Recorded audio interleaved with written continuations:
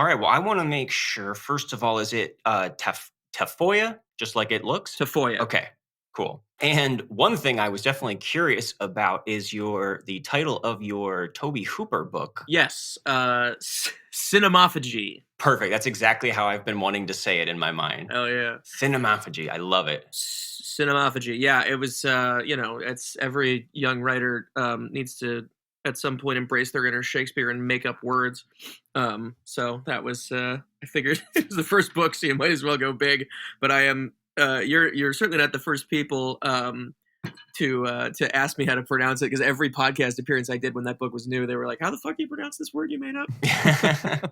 Well, good. You can join the people we've talked to who have coined their own terms.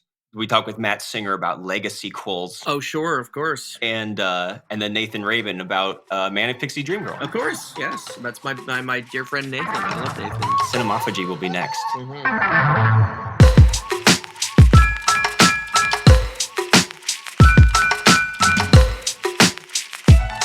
Hello and welcome to Unwatchables. I'm Marc Dottavio, and today we're joined by Scout Tafoya, author, film critic, filmmaker, and creator of the longest-running video essay series on the web. He's here to discuss a film that's often blamed for single-handedly ending the 70s New Hollywood era of auteur-driven filmmaking. It was declared an unwatchable disaster practically before it even premiered, and lost its studio so much money that it also gets blamed for the end of United Artists as an independent studio. That film is Michael Cimino's 1980 3.5-hour Western drama, Heaven's Gate.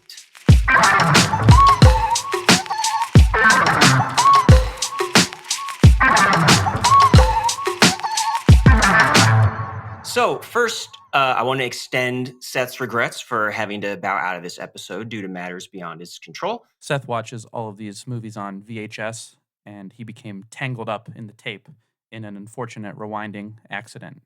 But he is safe and recovering at home now. But we are in able hands with the great Scout Tafoya. He has written for The Village Voice, Film Comment, Nylon Magazine, the Los Angeles Review of Books, and more, as well as created the long-running video essay series, The Unloved, for RogerEbert.com. You can find more of his video essays and features on his Patreon.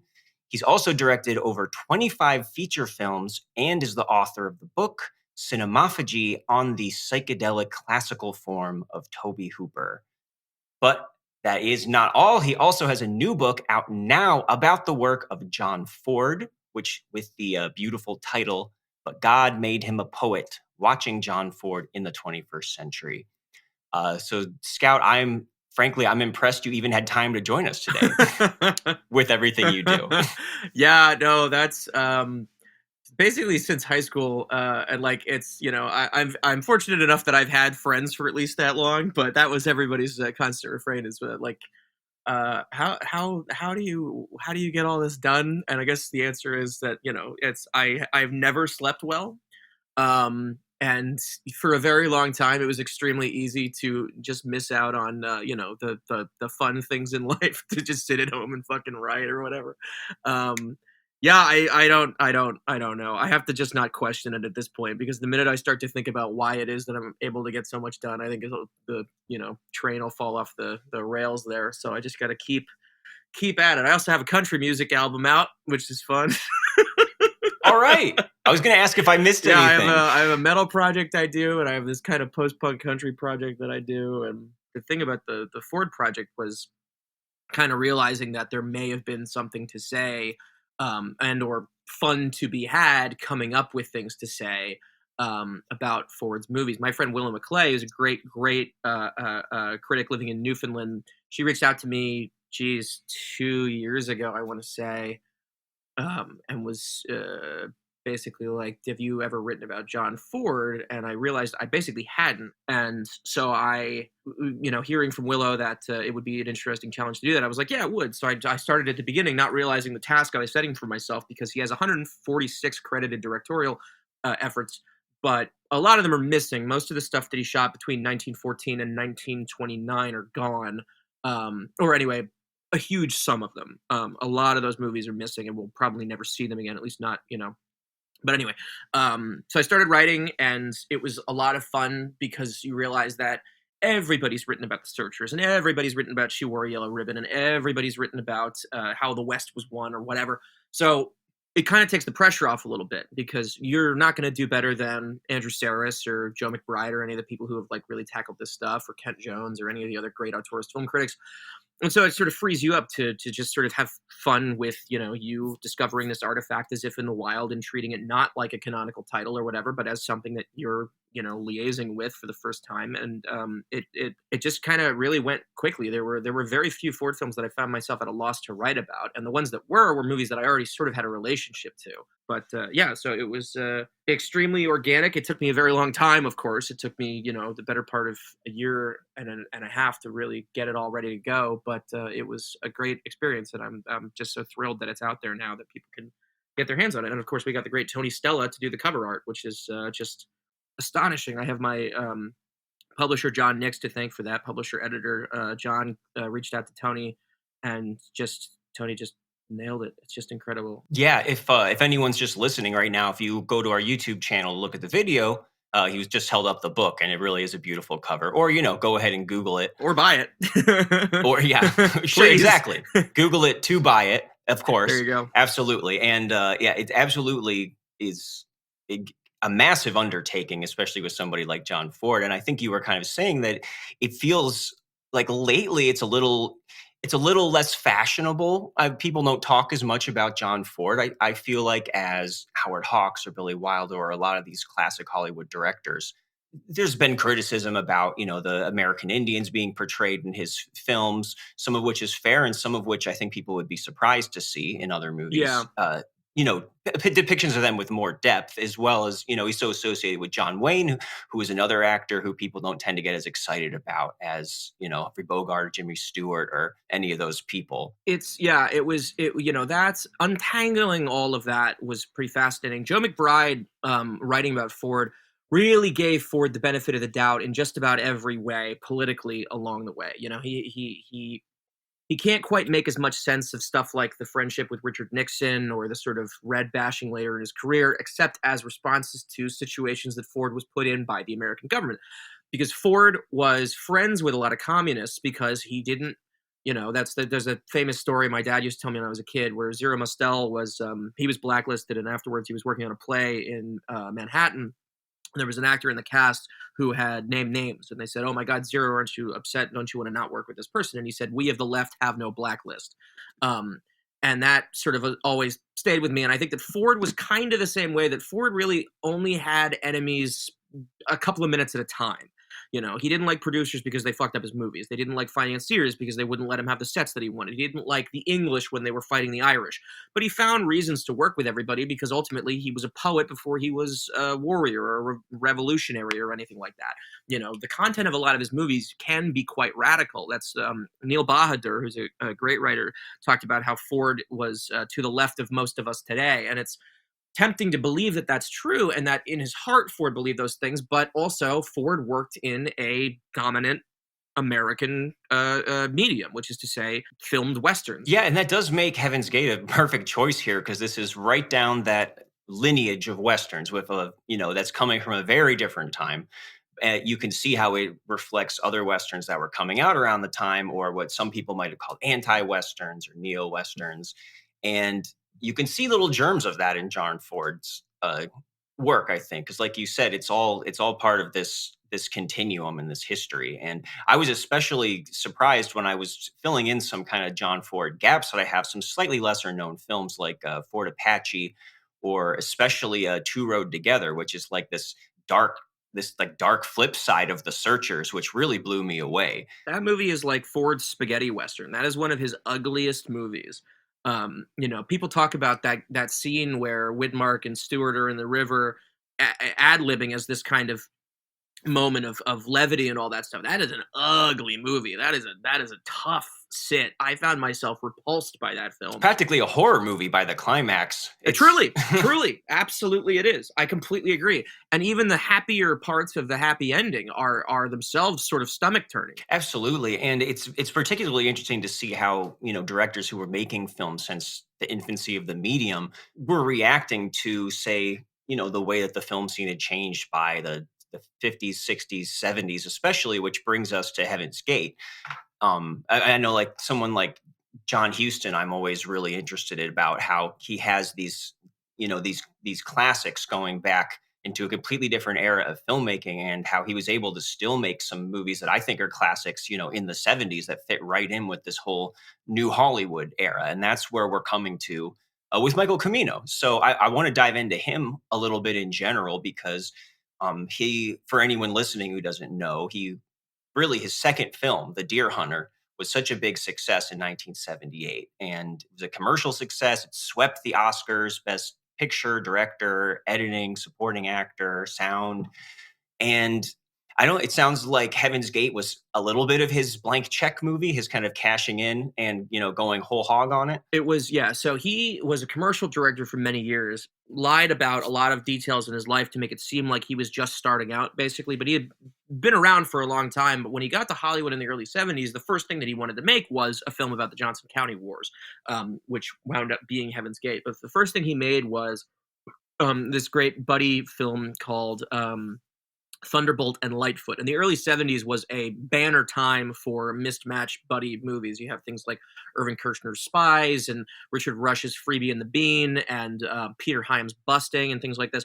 It was, take two handsome guys, put them in a situation and see what happens. It was how you got a lot of iconic performances out of actors that maybe couldn't quite be sold as leading men in other situations. It's a long film. It's this kind of, it's got this stately look to it, which must have seemed a little strange at the time, where it doesn't look like a movie like California Split or The Hot Rock. It's a lot of beautiful wides of the countryside and all that. Eastwood was so impressed with Cimino that he basically said, "Come work for my company. You can do whatever you want." And even that wasn't a tantalizing enough offer for Cimino. He said, "No, I need my independence. I need my freedom." And that's just like the idea that the 70s were such high times that Michael Cimino thought he was going to get a better offer than Clint Eastwood saying, "Come work for me. You can have whatever you want." That just blows my mind. But of course, because you look, Thunderbolt and Lightfoot was a post-Godfather movie, and you see what that afforded Coppola. He was able to make The Conversation, which became this huge Palme d'Or winner and, kind of caused celebrity in the same way, and it afforded him the right to make Godfather 2 even more personal and strange and pushed, this much further as an aesthetic experiment. And people like Scorsese, who kept getting second chances when the little things wouldn't work, and the documentaries led to him working for Corman, and the Corman movie didn't do well, and Cassavetes is like, "Well, this sucks, so what are you going to do?" Everybody really felt a little, walking on water. Everyone thought that the next thing they did was going to be the next big thing. There's all these famous stories about people like Milius and Lucas and Spielberg trading points for their movies, because that's how cavalier they were about their own success and their own money. And weirdly, and it was all meted out. It was every gamble they made about their own success pretty much always turned out to be true, with a couple of exceptions. Apocalypse Now was a sort of a fiasco, but at least it was taken seriously. Conan the Barbarian was a huge hit, and 1941 was a huge flop, but he followed it up with Raiders of the Lost Ark and saved his career, and he's never had a threat to his dominance at the box office since. So Deer Hunter was kind of an outlier in those things because he knew those guys, but he wasn't of them. Cimino was sort of a little more of an outsider because he had this grand, classical, modernist approach that he was going for, and it was so huge that you could not see the top of it. And it must have seemed nuts to everybody until it won all that, all those awards and made millions and millions of dollars. And so then they say to him, "What do you want to do?" And so that at that point, nobody is prepared to say no to him because he is, he is the golden boy. He just won everything that you get that people, tell you need to do to prove that you're a success. He had it. I think it became clear to people that Cimino's behavior on set was what they thought of as erratic. He was being a little domineering. He was being, kind of aggressive to people. And I think that the more that those stories flooded back to the people at United Artists and all the other studio interests who had a hand in the pot, the more they were like, well, this can't go on, because if we keep letting him do this, then he's just gonna, he's gonna think that he's better than all of us, and we'll have to keep paying whatever. So I think that there was then a concerted effort to leak the budget, leak the spending overruns, leak the terrible behavior, to make it seem like this guy had lost his mind. Because if you have an artist who is more important than a studio, then what is the point of a studio? It really feels like this was just completely set up to fail and was never given a chance. And so much of the narrative was created by critics and reviews at the time who seemed to have this like personal vendetta against the movie and against the idea that Cimino was going, how dare he do all this and all of these delays and this ambition, and actually labeling it, like you said, as one of the worst movies ever made, which I think I've only seen the version that's currently available that was reconstructed, which I just saw for the first time. So maybe I could give some of them the benefit of the doubt that they were talking about this truncated version that I haven't seen, but I can't imagine anybody watching any version of this movie and lumping it in with something that's a total disaster, except maybe financially. But like you said, in the end, it's almost like they just learned all the wrong lessons from it. That you get a few movies that have giant budgets by these ambitious directors with singular visions, and they think that that is the problem, and we need to stop giving them resources for that. But every time a big soulless, studio made film bombs, the lesson somehow isn't, oh well, we can't make any of these anymore. They just move on to do the next thing, and it's not like studio heads know any more than a great director does about what's going to be successful or not. There's just so many myths and legends around this movie that started during the production that were being reported on and that persist to this day. So I want to talk a little bit about those and maybe setting the record straight about certain things about it. But I also want to talk about just how this movie actually plays, today, a little bit removed from that context. But for anybody listening, just as far as the numbers go, it started with a budget of about like $11.5 million. It ballooned up to like 44 million, which, depending what sources you look at, I've seen numbers that adjusted for inflation that's anywhere between like 120 to 160 million today, roughly. And it did have delays basically from the moment that they started. And you got all these stories about Cimino. Like I read about him, rebuilding an entire street to make it wider, or building an irrigation system under a battlefield to keep the grass green. And that it went on for so long. I also heard that John Hurt went away to filmed The Elephant Man, like during production from start to finish. There was so much downtime in between this. And there's things I definitely want to talk about. There's accusations of animal cruelty that happen on the set, which is another thing that kind of puts this in the unwatchable territory. Because we don't always just talk about movies that flopped or have a bad reputation. I think that there is something intimidating about actually sitting down with this movie now because of the length, because there is some pretty disturbing violence, sexual assault, the animal cruelty, and honestly, this is just as bleak Westerns get, as far as I'm concerned. Like, there's no little speck of hope anywhere in this movie. It's kind of brutal. So I guess, do you think that any of that put people off or puts people off, today? I mean, I remember having it described to me, when I was a teenager, first kind of getting into movies and stuff. That it's like the saddest movie ever made, that it's the most like hopeless thing ever. I was like, well, that's kind of, tantalizing in its way, when you're in high school and you're obsessed with movies. And certainly the route that I took, where, yeah, I loved classic movies and, His Girl Friday and Philadelphia Story and blah, blah, blah, blah, blah. But I also really loved depressing horror. You know what I mean? I loved zombie movies. That's my production company is called Honor Zombie Films, because that was my first love. Dawn of the Dead, from around the same time, The Death of New Hollywood, is probably my favorite movie. But the animal cruelty stuff, I absolutely understand it. I have friends who can't watch that kind of a thing, and certainly, when you've put yourself through the cannibal holocausts of the world, yeah, it's extremely difficult. I mean, that's not an experience I want to have again anytime soon. I don't like the idea of things suffering.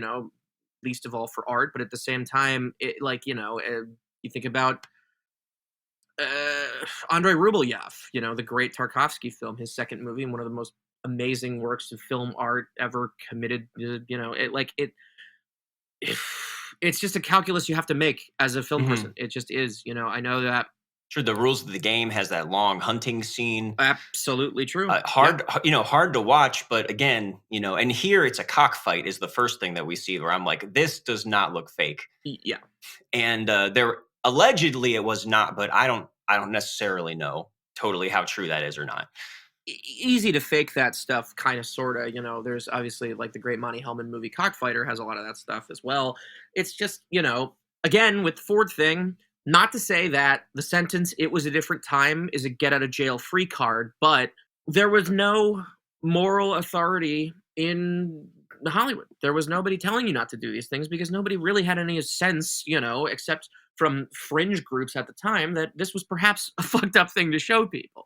That's that. We have ultimately this movie to thank for the Humane Society intervening on film sets to make sure that horses aren't getting tripped in the inhumane way. Not that there's really a humane way to trip a horse, but Right. and it's why with the introduction of CGI animals, and I remember the first time I saw those, I'm trying to remember if it was that Rennie Harlan Exorcist movie or The Ring 2 with all the CGI deer. But I remember thinking, like, this sucks. This doesn't look the same. Like, fuck this. You can't get a real deer. And then realizing, like, oh, it's because they don't want to, like, whatever. You don't want to have to deal with an actual animal and or wind up killing it or whatever, because that's what happened on Luck, which was just a horrible tragedy because that show was so good and they killed so many horses. Yeah, horses did not come out well of this movie either. Apparently, at least 4 were killed, and 1 allegedly blown up with dynamite, which apparently is on screen. Yeah, I buy that. I think I can call that image to mind. Surprised people weren't killed, honestly, with some of the stuff we see. Yeah, it seemed like this. that was a near miss. I mean, there's footage that that you can find of stunts that they're doing, and people are falling off of, like, horse carriages with the whole carriage right, like, inches in front of the camera, and I'm like, how the hell did you not die there? And I think that they were just as surprised as anybody. And that's the thing, is that it's there just was not care taken in the way that there is now. And even still, we fuck it up. I mean, there was that horrifying thing with Helena Hutchins, is a great, amazing, talented photographer. Her career just started, and you've got some fucking people on the set who just don't give a shit. And that's what happens. And they put a loaded gun in an actor's hand. And that's a cavalierness that I think comes from people doing this for too long, and also believing all the horrible things about how a movie is nothing if it doesn't make money. And so, why wouldn't you just fuck around and, just, like, do things the way that you're supposed to? And I think that, again, feeding into somebody's, messiah complex doesn't help them take more care with people's lives on set or safety or anything. And, who does anyone have to blame for the creation of these myths except the same people who deflate them the minute they don't like the direction that it's going? This is all a closed circuit system. It's the people watch the movie, it makes a shitload of money, the critics love it, it wins awards, and it comes back around and it's like, well, we don't really like this guy anymore, so no money, no awards, people don't go to see it, people don't like it. It's like, you all did this. You gave yourselves this problem. And as somebody who doesn't really like The Deer Hunter, I always found it fascinating that movie is still held up as this kind of great whatever, inches from supposedly the greatest fiasco of all time. And I just, I just don't understand the whims of people, especially then. Why is it that Woody Allen was able to have the career that he had for as long as he did, making the same movie every year, taking very few risks, and then something that seems genuinely like it is grasping at something, huge, something mammoth, something Viscontian, something, in its way Joycean, like how are we to reward a genuine attempt to bring new things, images and words and ideas and sounds to the cinema if, ultimately all we're answering for is the amount of money that it makes and the kinds of reviews it gets, as opposed to just sort of treating the thing as a thing? We just have always had an incredibly unhealthy relationship to this. But, that's not to say that everything that happened on the set of Heaven's Gate was justified because a great work of art resulted. That's nonsense. Nobody's life is more important than, or sorry, no work of art is more important than anybody's life. That would have been We'll bad. use that pull quote to promote this episode. Yeah, thank you. Yes, exactly. Nobody's life is more important than a work of art. Yeah, that's great. Yeah, and we're on the same page too about The Deer Hunter, which is I'm really not a movie I'm crazy about. And but it was definitely anointed that way at the time. And it's interesting to think that if Heaven's Gate had gone a different way, that maybe we would have heard more of Michael Cimino. Like, you don't hear him mentioned alongside Scorsese and Coppola and Spielberg and Altman and, all these new Hollywood directors who were out there at the time. And it's kind of seems unfair too that even though the movie did bomb, and we can talk about exactly how that happened, it wasn't just this movie that, Scorsese had New York, New York that everyone at the time hated, and Coppola did One from the Heart, and Friedkin did Sorcerer. Even 1941 by Spielberg, which, he recovered from perfectly fine. But it wasn't just this one movie that tanked everything. And I think as soon as studio had started to see that, oh, sometimes we lost money, and it wasn't because of a decision that I made, that they started to close in on everything and take over. Exactly. Yeah. No, it's very true. It was part of a movement, and the thing too, again, it was pushback. It was pushback from the idea of, you go back to, you know, Truffaut and Godard and Rivette and Chabrol and every other critic writing for Cahiers du Cinema coming up with the idea because they loved what were perceived as trashy American movies. They loved westerns, they loved Hitchcock films, they loved Howard Hawks, they loved Andre Toth. So finding greatness amongst product, right? That was what the whole point of the auteur theory was. There were a million studio productions that were not supposed to have any artistic value. So the French get a hold of American films after the war, and they find them so much more interesting than the French movies being made in country. Part of that is certainly a cultural self-loathing because of the way that, France, the French government and the artistic, and cultural authorities behaved during the war. And some of it is also, as always, just sort of trying to throw off, the shadow of your masters, of the people who came before you, and trying to make something else. Andrew Sarris and a couple other American critics get a hold of this stuff, and Molly Haskell, who was working for the French Film Office, who became his wife, they get a hold of this and they bring it over, and it helps them sort through, what had been this kind of glut of very similar homogenized American studio project. Then you get Scorsese and Spielberg and blah, blah, blah. Those are all guys who had studied really hard at that, which was not something that had been done before. It was a new phenomenon to find directors who were as well versed in the movies that they had seen as the critics who were writing about them. And those guys then become the most powerful forces in Hollywood. Spielberg, invents the blockbuster, and Coppola sort of, remakes American art movies in his own image as these kind of secondhand genre things. And then when those guys get to be too powerful, money men everywhere start to sweat. Because if people are more looking forward to the director's name above the title than they are anything else, then you're fucked, because you have to do what they say. You have to then follow them to whatever they want to do. So they were more than happy to feed into the narrative that these guys had all lost their minds. And Cimino took it harder probably than anybody else, because Cimino was one of the only people who had to genuinely struggle to keep finding work. And every movie they put out was met with roughly the same response. There were a couple of people who kind of stood up for these things. I want to say Jonathan Rosenbaum, but I could be mistaken, was one of the people who kind of stood by Cimino during this period. I know Richard Brody in The New Yorker, though at that time he wasn't writing for The New Yorker, loved all of Cimino's movies. And it was very difficult to find people who weren't treating them just as what they were marketed as and what they had to be made as, which was disposable product. Year of the Dragon, The Sicilian, his remake of The Desperate Hours, and The Sun Chaser, they all got terrible reviews. They were just kind of like, here's another thing. There were a handful of people, I think, who really stood by them. It was a rare thing to be able to look past the reputation, which grew crazier by the day, because every second away from Heaven's Gate that Michael Cimino, lived, he had to live under the increasingly oppressive cloak of people's opinion of him. And it was all because he had lost his studio money.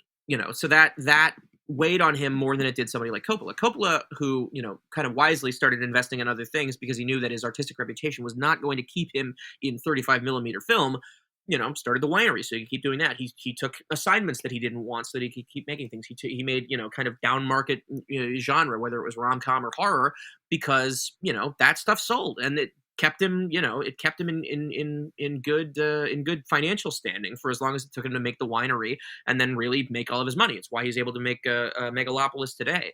Scorsese kind of did the same thing. It was very much a one for them, one for me culture, Yeah, and I think the comparisons just wouldn't help him either, because I think it's really fascinating to compare this with especially Apocalypse Now, right? Because they have the way that it was covered in the press, the way it was delayed, the way that it was seen as possibly this big debacle that was going to ruin everything, as far as mainstream or auteur-driven filmmaking. And really, even though I'm sure Apocalypse Now didn't, wasn't like a huge hit or anything, I didn't take too long, I think, for people to start almost universally accepting it as one of the greatest films ever made.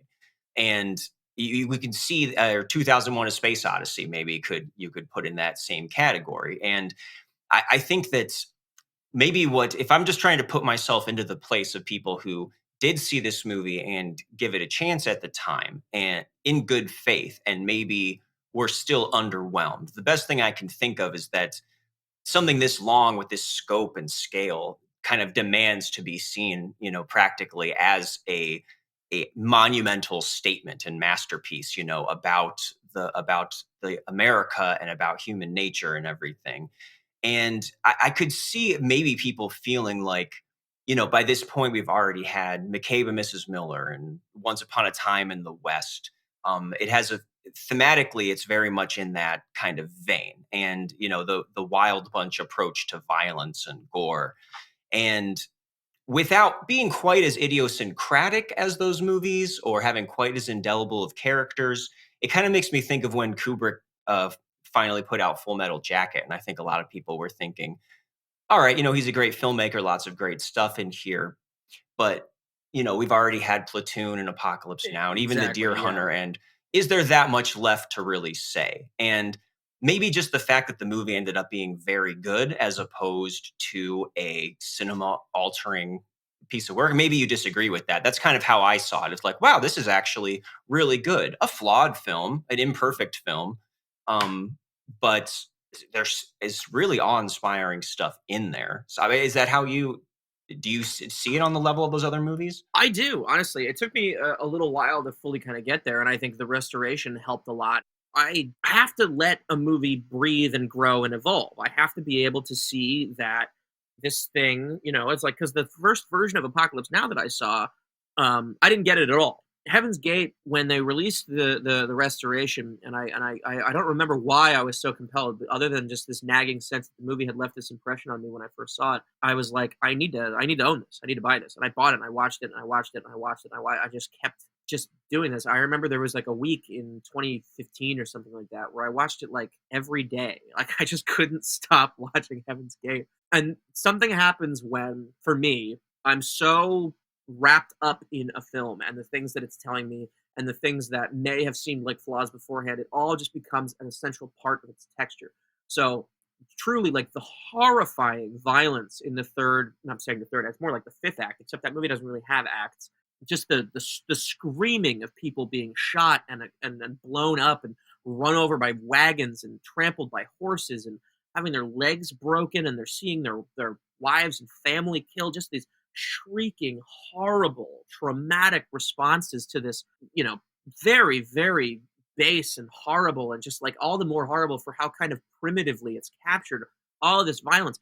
What struck me initially as, this is too much, this movie cannot handle the weight of this, it's now so essential to the success of this film for me that to build the most beautiful, modernist cathedral of a first hour and change of this movie, and then dismantle it in the most horrible religious crusade kind of a thing, is to me the reason that the movie still stands as tall as it does, and it's why I keep going back to it. Is that as much as I love being completely seduced by its images of, those beautiful mountains and the crystal lakes and the pageantry and the dancing and the graduation at Harvard, which is really Oxford, all of that is so wonderful, but without this horrible, violent reckoning at the end of it, what are we seeing but a lot of very beautiful pictures?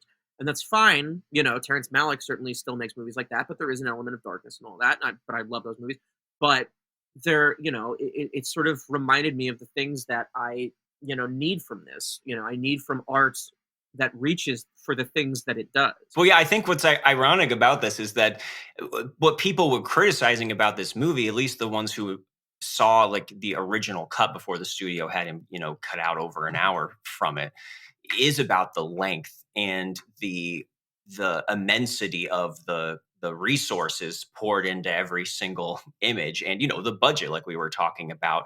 And I think that is exactly what it works in this movie. That if you a shorter version of this would not seem as immersive and huge. And that's exactly what I think is special about this. The things that people would deem digressive that I can't believe that they cut out, like much of the opening Harvard graduation, the town getting together and roller skating and dancing along with this roller skating fiddler. I could have watched that stuff for hours. To me, that is exactly what is so good about this. That the seeing these hundreds of waltzers, you know, dancing around with the camera spinning around them. I mean, really, that roller skating scene, I read early reviews that took delight in like piling onto it and mocking it. And I think that is exactly what this lavishness is the appeal of it. And that's the hugeness that's relatable to something like Apocalypse Now. And then he uses the contrast between that amazing, cut from this lavish ceremony to Wyoming 20 years later, and we're immediately just buried in the muck and the blood and disemboweling animals. That's exactly the visceral level that this movie works on. And also, it's the kind of thing that I think people let themselves get talked into thinking the only way to do this is on TV, where you've got time to do it. And I just don't buy that at all. First of all, because nobody who has any visual sense works on television for very long. The idea of watching something like Heaven's Gate, that not only are you seeing a story unfold in exactly the speed that it needs to in order to make its point, the thing about Heaven's Gate is that it is this ecosystem. Apocalypse Now is very much like this. Also, Ermanno Olmi's film, The Tree of Wooden Clogs, very, very similar, where it allows you to feel as though you were actually in this place at this time. And the more that it spends unemphatically showing you the conditions of living there, the more, to me, it invites you into that experience. And that is something that, to me, really only film can do. And a film is a living novel in this way. It can be, and that shouldn't be the only aim of the filmmaker. I think it's good that we have people who are, trying to do different things. But that is exactly the point, is that it can show you what life is, what life was, life looked like, what this person's understanding of life in Johnson County, Wyoming was. And the more time that you spend there, the more that the horror of the final act actually matters and means something, because the weight of destruction of a way of life that you have come to understand, and if you're me or sympathetic to the movie in any way, you have come to appreciate, those great, just every great little reverie, whether it's the big guy in the whorehouse bed with his guitar singing along, and the four women are flanked around, draped over him like house cats, or the woman trying to make it to the outhouse, and or like you were saying, the beautiful sequence of the roller skating rink at the Heaven's Gate roller skating rink, and or just the riding around, or Jim and Ella by the river, and the sort of getting to know the quality of the air, that you can feel how cold it is, exactly how cold it is, because you need a coat, but you don't need as big a coat as something. And it's just like this perfect translation of a state of mind as well as a time and a place. And so using a movie to tell time in that way is, I think, something that is completely gone from American cinema. Even stuff I like now doesn't seem to have the same appreciation for that, because we have lost our attention span for these things, where if plot isn't happening, then the movie isn't working, or the movie isn't whatever. And I think plot is a disease. I think that the less of it we have, the better, and that it is okay to get completely lost in the tangents of the lives of these people, because when you're making a movie like Heaven's Gate, it isn't a tangent, because their lives are the story. Their lives are the plot. The destruction of their way of life is the plot, which means their way of life has to be the plot. Absolutely. And I think it's especially important to try and watch it in one sitting, which I had no problem doing, this being my first viewing. I believe this is the longest film that we've yet talked about on the podcast. Previously, it was Jean Dielman, which is another one that I think is very easy to sit through for 3+ hours for similar reasons.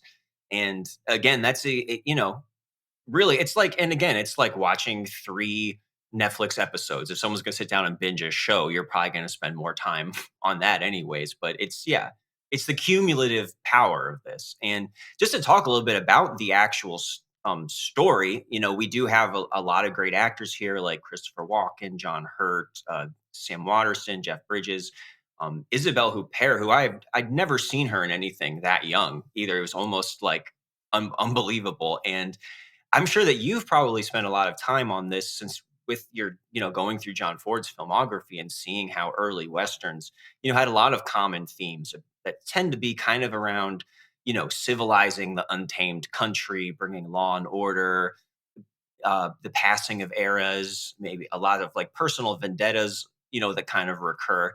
And, this movie, I think, falls very much into the Westerns of the 60s and 70s, where capitalism became the big, evil influence.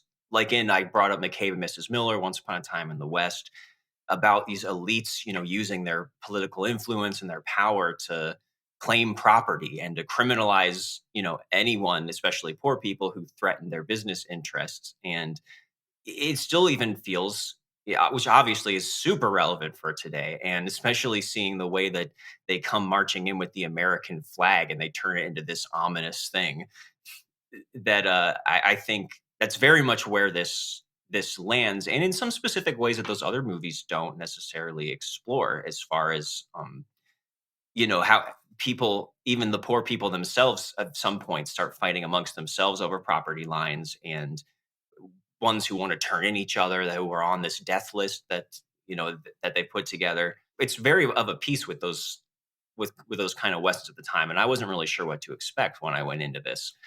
Uh, and it was kind of just like ringing all these bells. I mean, not the least of which because we have Vilmos Zsigmond doing the cinematography, who did that for McCabe and Mrs. Miller, worked with Spielberg, De Palma, Woody Allen. Really beautiful, beautiful movie. Stunning, stunning images. I mean, that's I watched it again in preparation for this. I will take any excuse to watch this movie again. It's streaming on the Criterion channel now for people who are hearing us talk about this and want to decide for themselves.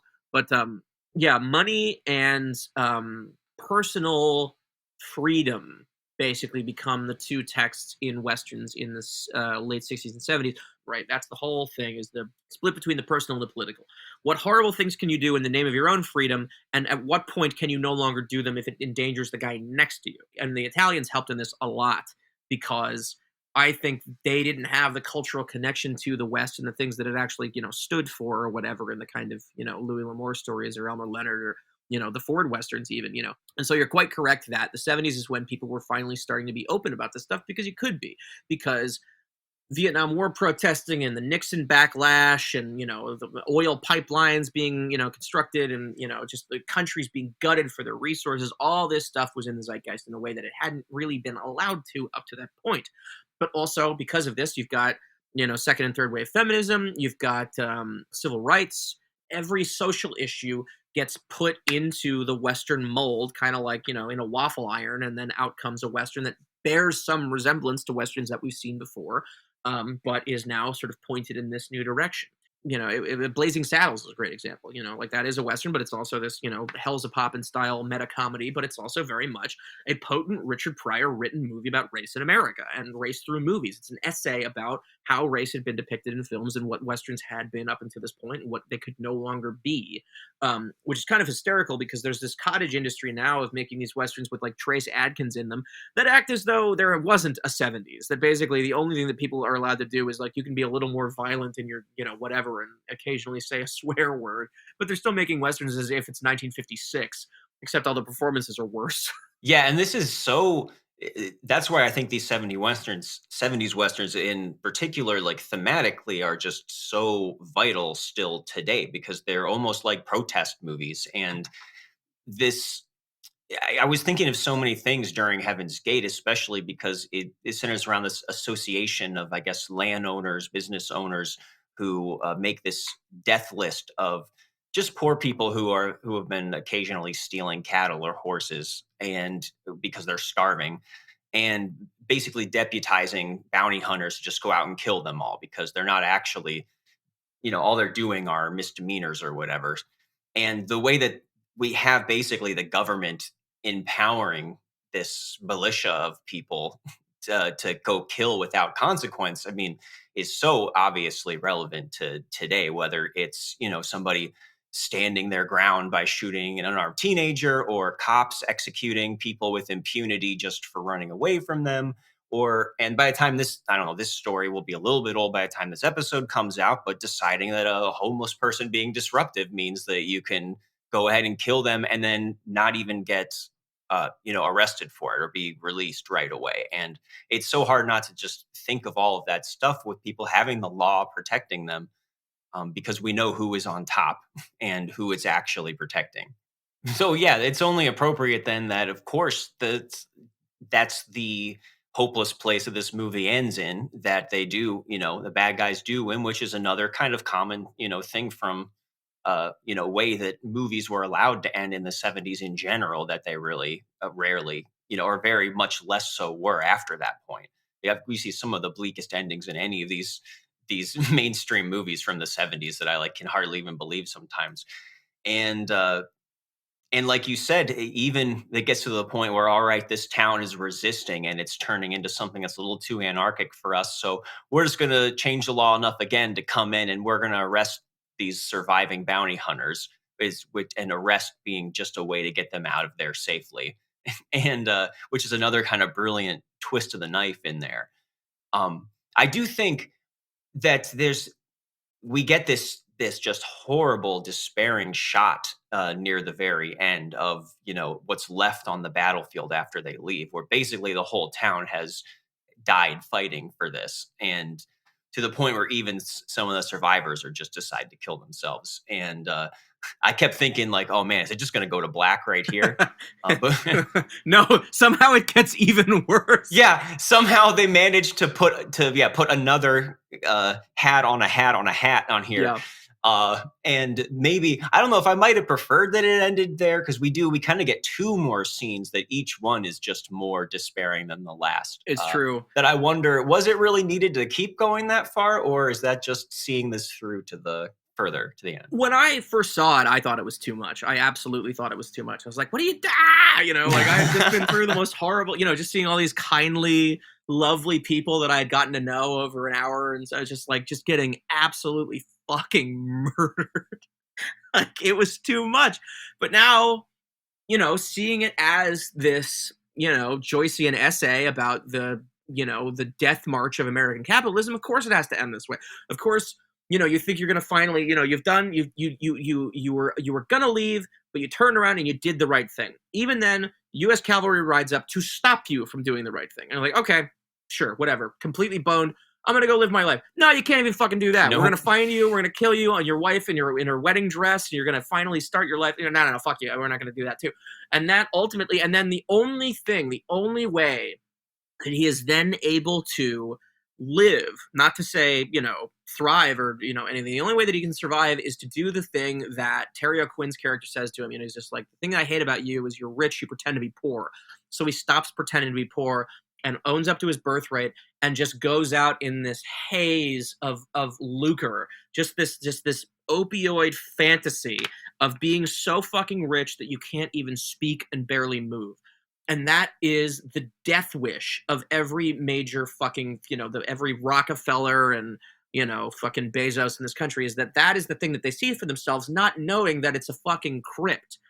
That's the creepiest thing about it, is that to see someone, and the thing is, and Cimino, he again, the funny thing is that Averill was hung. Averill was hung with those people. It was part of what started off the Johnson County War to begin with, is that he had gone out there to help those people, and he was hung as a cattle grazer. That was really what happened. And so Cimino's, perfect sort of revision of history is that this guy, this, man who stood up for everything and did all the right things, could be so beaten down by the horrors of capitalism that he becomes of it, that he, basically becomes the living dead. He becomes this sort of, Elaine Robbe-Grillet figure, just this ghost haunting his own life. And that's, that is, of course, the only, the sort of the most conclusive way that you end that shit. It's almost like a Daniel Plainview kind of, alone in the mansion at the end. Absolutely. As much as Giant and Treasure of the Sierra Madre are influences on There'll Be Blood, Heaven's Gate is absolutely in that film's DNA. I mean, the look of that movie is pure fucking Vilma Zsigmond. Absolutely true. And that's, to say anything less is to me dishonest. And it's funny because even Heaven's Gate, I would argue, is a little more honest about the way that those things tend to go. Is that, yeah, Daniel Plainview's derangement is certainly satisfying, but it's not the kind of thing that usually ends the way that that story does. I love the ending of There Will Be Blood. I think that movie's fucking wonderful. I just fucking love it. But it's, even to have Daniel Plainview succumb to that thing is, to me, almost a little much, because ultimately that doesn't happen. These guys don't get held accountable. You know what I mean? They're allowed to die in their beds. That's the thing. And it's funny too. You're talking about the the way that you kind of weaponize people's fear against each other. The thing that I noticed this time around that I kind of missed, a couple the first 4,000 times I watched this movie, is they keep talking about they keep labeling everyone in Johnson County criminals and anarchists. Yes. And I'm like, oh fuck, Boy. there it is. That's what it is that they have found a label and they're using it to scare people. It's what they did with communism in the 50s. It's what we're doing right now with, woke, right? It's the same words you hear on Fox News. You still hear anarchists, criminals, not people. Criminals and anarchists. Absolutely. And I think that you can see how you can trace these values back to the very foundation of the country, as depicted in Heaven's Gate, as recognized in the time that Heaven's Gate was made and all the other movies around then. And it makes this movie still pack a punch today, whether or not it's certainly not subtle about things. And it is a big investment, but these are the kind of big, giant foundational issues that kind of deserve to be painted with the biggest possible brush. And that's the whole strength of this movie. And it is, again, everything about it in real life ended darkly as well. Just to circle back, out of that $44 million budget, it made like $3.5 million, and was even blamed then for United Artists. The story around it is that it bankrupted the studio, which I don't think is exactly right. And I'm sure you can probably talk about that. It's not true. I know that shortly after United Artists, I think, was sold to MGM, and it just became more of a subsidiary as opposed to an independent studio. The thing about that's so funny is that most people our age will have grown up watching VHS tapes with the United Artists logo. Mm-hmm. They didn't. If anything, they got all those people got so much fucking money. Everybody, they've spiffed it up, if anything else. It went from, admittedly, what it meant was that it wasn't in control of the people who had it beforehand, which means that you didn't get any more movies like Heaven's Gate. But, you still have people who are like fucking, crying a river over the fact that some CEOs didn't get their fucking bonus that year. It's like, I'm sorry, who are you, like, whose side are you on? Do you like movies? Or are you an economist? So...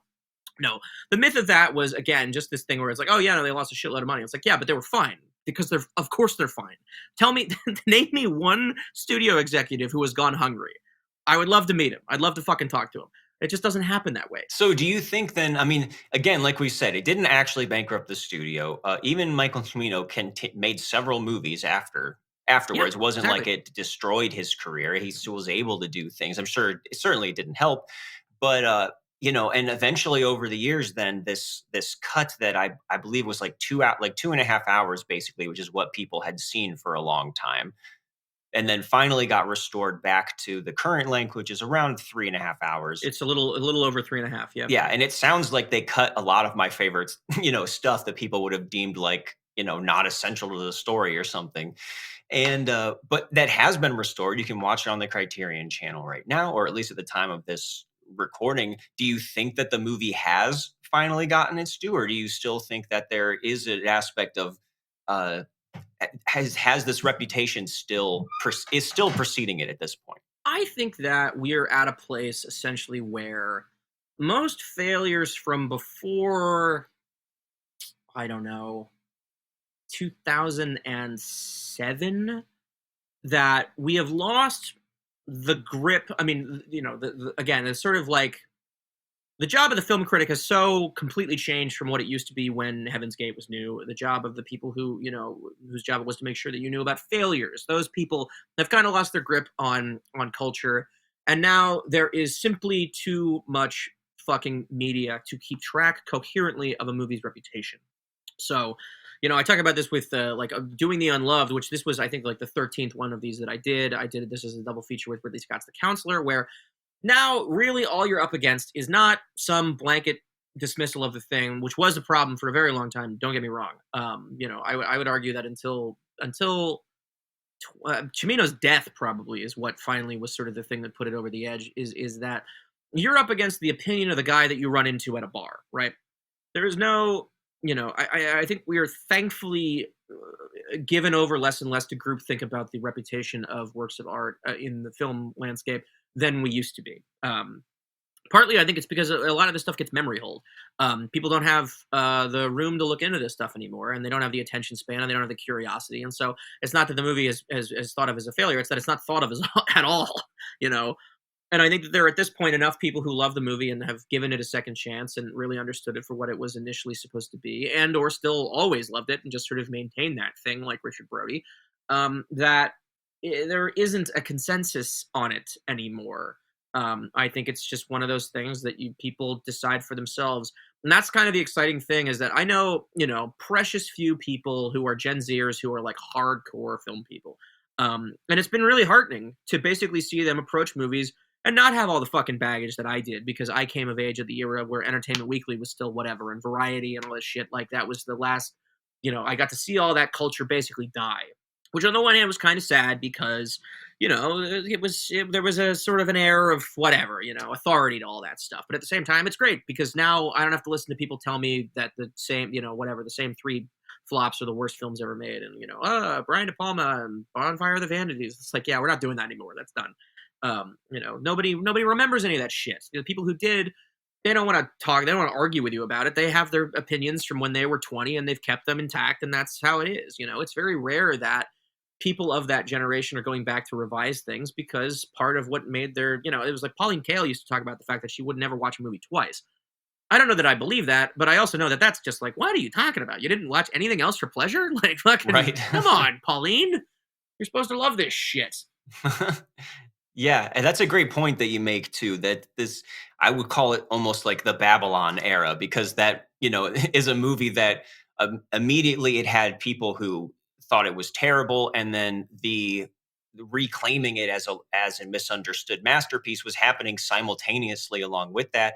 And really, if there wasn't some sort of solid thing you could concretely point to, like it didn't make money in the theaters, which even that now is becoming a thing that's becoming nebulous about how much money a movie makes, whether you're talking about worldwide or maybe it's gone straight to streaming. So you can't really just uniformly paint something as a disaster. And because it doesn't even matter how bad the movie is now. There's people are the people who love it are going to be just as loud as everybody else now. Well, the thing that I see, and I used to be a little more aggressive about this stuff back when I had the energy for it, but as a 34-year-old, I'm very tired. But I see shit all the time where this stuff gets into my Twitter feed or whatever, where it's people like, everybody was like too hard on this movie, and it's like fucking Spider-Man or some shit. Right. It's like, are you serious? Like, this is all you people talk about? Like, what? Like, is it not enough to have completely dominated the conversation? You also need all this respect. And the thing is, you're right. And the Babylon thing is that there are going to be people who love that movie, and there are still people who love that movie. I know a lot of people who are like, supposedly classic movie heads who are like, oh yeah, but it's about the 20s. It isn't that great. I was like, fucking no, that's not enough. Right. Fuck off, God. I also love the 20s. I'll go watch a fucking Von Stroheim film. Thank you. I don't need to watch some bizarro pale ass imitation of some shit that didn't happen. Like, it's so fucking bizarre. It becomes more and more difficult to choose things for the unloved because everything kind of fails now. Almost nothing makes it to theaters, and then you got things that are going on to Hulu, and people talk about them for a month, and then they never talk about them again. But other than that, I have no fucking idea what the people's response to anything is. I don't know where people are talking about movies anymore, because it used to be fairly transparent. It was people had blogs and they went on social media and all that stuff, but I got very, very agoraphobic about social media, so I try not to let millions of opinions into my life anymore because it was too much. It's like Kate Blanchett at the end of Crystal Skull, like just melting my brain out of my head.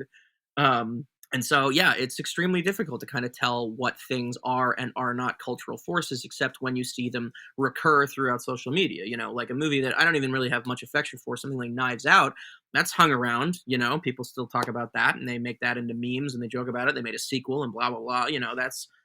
That movie has proved its sort of cultural mettle at this point by being something that people still talk about. Yeah. And I mean, I, for one, is someone who sometimes is afraid that we go too far in the other direction, where even just genuinely bad movies, all have their champions behind them.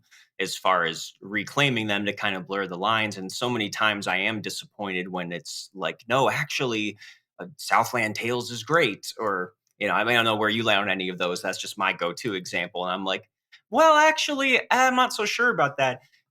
But to sit down with Heaven's Gate, with the hat to end to see that really this is actually a good movie, and that there really is something there, and it really, all the conversation around it has just been preposterous, is just really refreshing for me to see something that really does deserve that reevaluation. And I want to thank you for giving us this opportunity to talk about this on the podcast and to spread that word about it. So this was a great success in my mind. And so I want to thank you for being here, for having so much to say about that and the lineage leading up to it. I want to make sure that we get the word out about your book. And where is there a particular place that they need to get it from online? Yes, withanxbooks.com, WITHANXBOOKS.com, with an X. John's last name is Nix, and so it is withanxbooks.com. That is where you can go to pick up But God Made Him a Poet, watching John Ford in the 21st Century. Now, can they get the Tobe Hooper book in the same place, or? No, that is available. Most online retailers, you can get it at like barnesandnoble.com or from miniverpress.com, which is the lovely people who put this out. My friend Nell Minow was the publisher on this one, but it's also available on Amazon. I know they're evil, but you can get it there. It's... Also, my friend Matt Zoller Sites runs a website. I think it's shopmzs.world or something like that. But Matt Zoller Sites bookstore. He sells signed copies of books. I used to work for the bookstore for a long time. So I think he may have copies of the Hooper book, but if not, I'll try to get him some more. And I'm going to get him some signed copies of the Ford book, hopefully in the next couple of weeks. We shall see. But just a good resource for film books in general. So keep that in your bookmarks. We always try to link to our guests' projects in the episode description. I think Anchor might have a character limit, so we probably might not be able to fit all of Scout's links in there, but we'll definitely we'll put all the stuff he's talked about so far in the description so you can find it easily. Yeah, and is there anything else that you want to plug or current things going on? I know you got a Patreon going on. Yeah, the Patreon's probably the thing to say. Patreon.com/honorszombie. That's where so every week, new video essay, 2 new written pieces, 1 flashback piece. I'm the hardest working man in show business. I do the occasional written piece for websites like The Spool. Every month, of course, The Unloved on RogerEbert.com. We are approaching the 10th anniversary this December of The Unloved.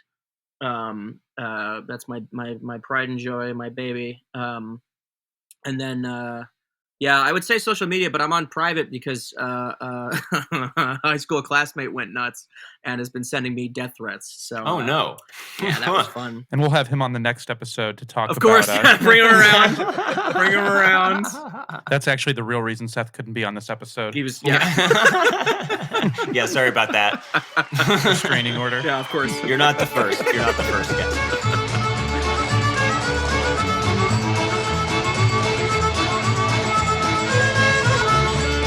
Unwatchables is produced by Tony Scarpitti, hosted by me, Marc Dottavio, and Seth Troyer, with artwork by Micah Kraus. You can find Seth and I on Letterboxd under Marc Dottavio and Sloth Troyer. You can also check us out at unwatchableспod.com for links to our Twitter and Instagram, or support us on Patreon for bonus content and to have a say in what we watch. Thanks for listening.